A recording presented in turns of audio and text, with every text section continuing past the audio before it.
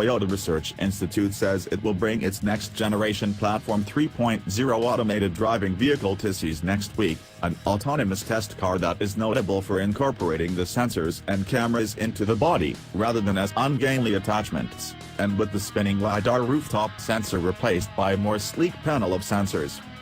Platform 3.0 is built on a Lexus LS600 HL. Toyota Research Institute says it enlisted Culti Design Research in Ann Arbor, Michigan and engineers at Toyota's nearby North America R&D Center to conceal the equipment.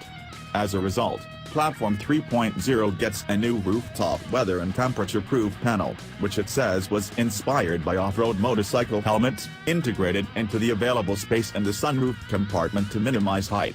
It's also embellished with chrome trim along the side, where it meets the roofline, and the rear swoops down to integrate with the Alice's contour lines. The team also managed to consolidate computational electronics and wiring into a small box in the trunk. Toyota says the Platform 3.0 is one of the most perceptive autonomous test vehicles on the road today, with a design that makes the test vehicle easy to build at scale. It gets a luminar LiDAR system boasting a 200-meter, 360-degree range. The previous version only tracked the forward direction, enabled by 4 high-res LiDAR scanning heads that help it better see dark objects.